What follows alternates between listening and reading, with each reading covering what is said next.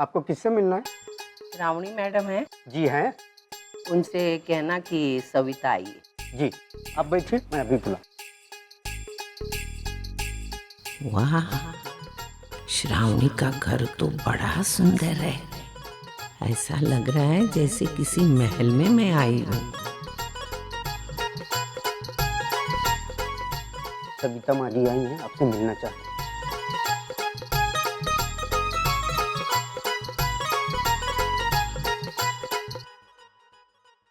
आई, आप यहाँ? मैं आती हूँ।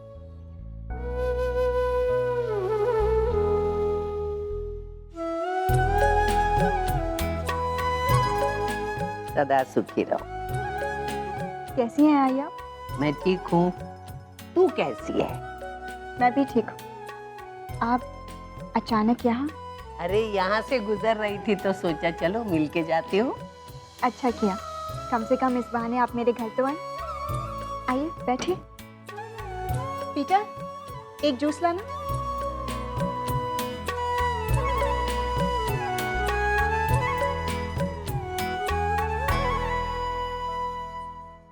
आई,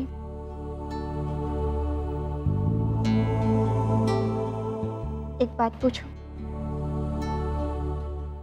उस दिन जब मैंने घर पर फोन किया था तब सचिन ने कहा कि सोहम चोरी हो गया था।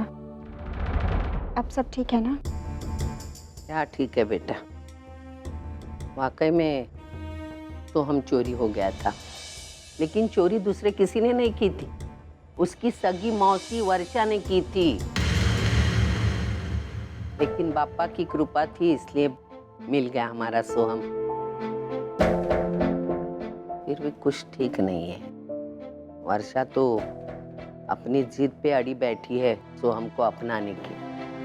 और तो और अर्चना सोहम को वर्षा को देने के लिए तैयार है। तू ही बता, कौन माँ अपने खुद के बच्चे को दूसरे को देने को तैयार होगी? आई, अर्चना की कोई मजबूरी होगी, क्योंकि कोई भी माँ अपनी मर्जी से अपना बच्चा किसी और को नहीं देती। ये मैं अपने तजुर्बे के साथ कह सकती हूँ। तू ठीक है रे बेटा, अर्चना और तुझ में बहुत फर्क है। उस वक्त तेरे साथ कोई नहीं था, न परिवार था, न किसी का सहारा था, लेकिन अर्चना के साथ उसका पूरा परिवार है, मानव जैसा अच्छा पति है।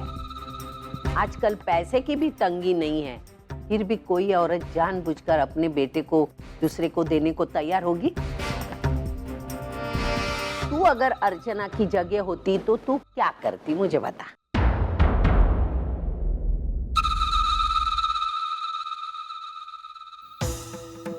ठीक है, तू भले ही कुछ मत बोल, लेकिन मुझे जवाब मिल गया।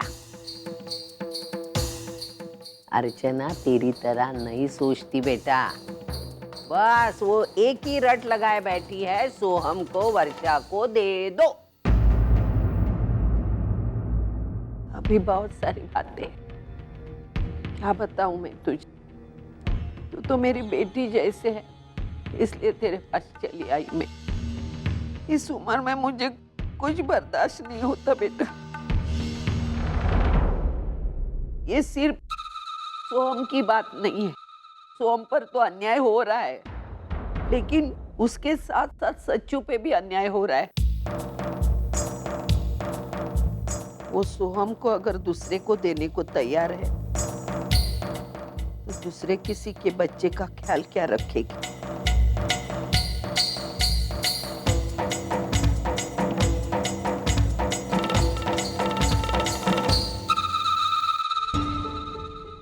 मुझे तो डर है, आज जैसे वो सोहम को वर्षा को देने को तैयार है, उसी तरह कल जाके वो सच्चू को किसी दूसरे को दे दो।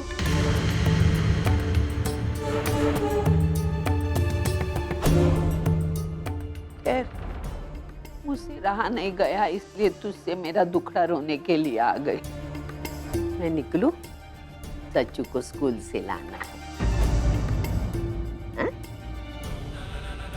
चलो, जिस काम के लिए आई थी वो काम तो हो ही गया। सविता तेरा जवाब नहीं। वाओ।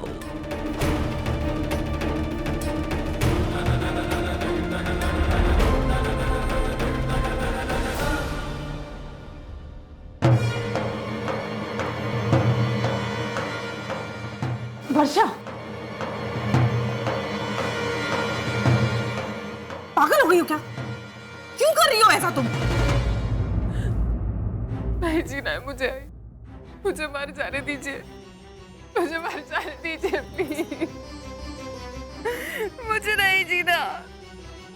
मैं जी के क्या करूँ भाई? कोई मेरी बात नहीं समझने को तैयार, कोई मुझे नहीं समझता। आपने सुना सतीश ने क्या कहा? उसके और सोहम के बीच में से किसी एक को चुनने के लिए कह रहा है वो। मैं कैसे करूं? ये नहीं कर पाऊंगी। मैं उन दोनों के बगैर नहीं जी सकती। आई उसको कहिए ना ऐसा नहीं करे प्लीज। इससे तो अच्छा है कि मैं मर जाऊं। इससे तो अच्छा है कि मैं मर जाऊं। नहीं, मुझे मर जाना है। मुझे क्या नहीं हो रहा है? सतीश संभालो इसे, ये मरने को उतारी हूँ।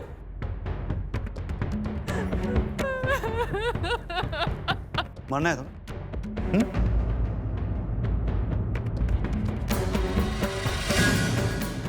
खा लो और कर लो अपनी मनोकामना पूरी। सिर्फ सोहम पे आ रहा है ना तुम्हें? तुम्हारा पति तो कुछ रखता ही नहीं तुम्हारे लिए मायने। हाँ, सिर्फ सोहम चाहिए तो ठीक, लो खाओ ना इसको। लो, पहले अपने बेटे को मार लिया, खुद को मार लो। सतीश प्लीज, प्लीज ऐसे मत कहो। मैं तुमसे बहुत प्यार करती हूँ,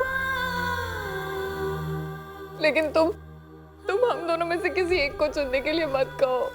मैं ऐसा नहीं कर सकती। वर्षा, तुम्हारे पास और कोई दूसरा रास्ता नहीं है। तुम्हें हम दोनों में से किसी एक को ही चुनना होगा। सतीश प्लीज समझने की कोशिश करो। मैं किसी एक के बगैर जिंदा नहीं रह पाऊंगी।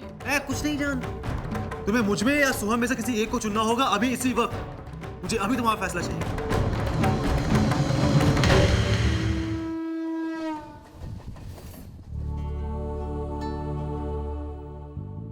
ये आज की सारी वैकेंसीज बहुत प्रॉमिसिंग लग रही हैं। मैं सभी जगह अप्लाई कर देता हूँ, कहीं ना कहीं नौकरी मिल ही जाएगी। विनोद, कहाँ हो तुम? अरे यहीं पर बैठे हो? अरे मंजू, क्या हुआ? बहुत खुश लग रही हो। अरे बाबा, बताती हूँ। सांस तो लेने दो मुझे। आज एक्चुअली मैं वाकई बहुत ज्यादा खुश हूँ। क्या हुआ? बोलो तो सही।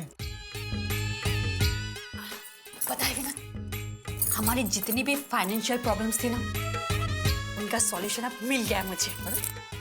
लेकिन कैसे? ठहरो।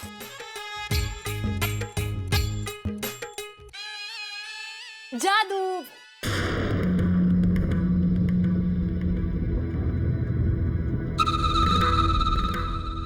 जो इतने सारे पैसे ये कहां से आए?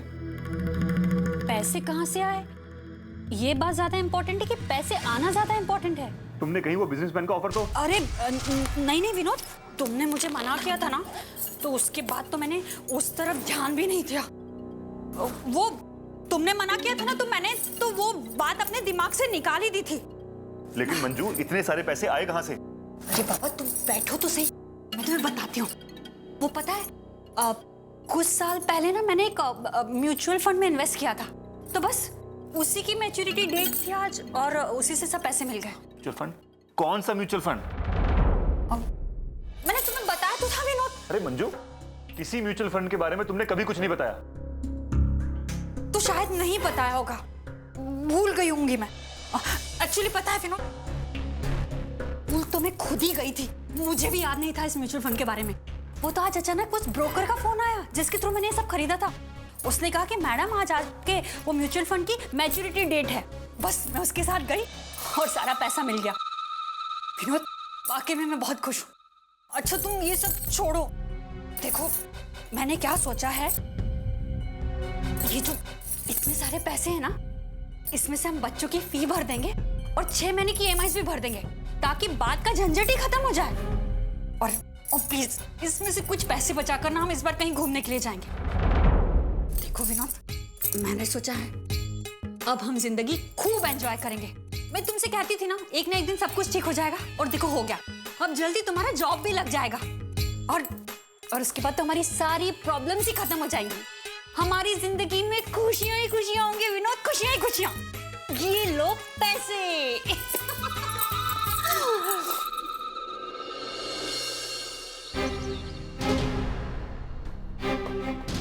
सच्चू तू अकेला है? अजय कहाँ है? नीचे।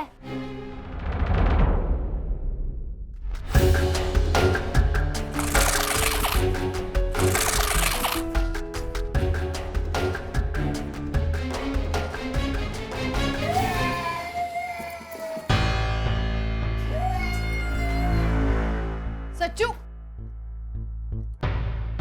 सच्चू क्या है? उसे क्यों खिलौना छीना तूने? तो तुमने मेरा उसे खिलौना क्यों दिया? इधर बैठो, सो आओ। सच्चू तेरे ये खिलौने पुराने हो गए थे इसलिए मैंने उसे खेलने के लिए दे दिए। उसमें इतना क्या हो गया? मैं खेलूं या ना खेलूं, आज के बाद मेरे कोई भी खिलौने तुम सोम को नहीं दो। तुझे क्या हो गया सच्चू? पहले तो तू ऐसा नहीं था ना। तू सोहम को अपने खिलौने खुद ला कर देता था, और अब तू? हाँ देता था, क्योंकि तुम पहले सोम के साथ साथ मुझे भी प्यार करती थी, लेकिन अब तुम मुझसे सोम से प्यार करती हो। सच्चू तुझे ऐसा किसने कहा? मैं तुझसे प्यार नहीं करती। मैं तुझसे प्यार क्यों नहीं करूंगी बता मुझे। क्योंकि तुम मेरी सगी माँ नहीं हो।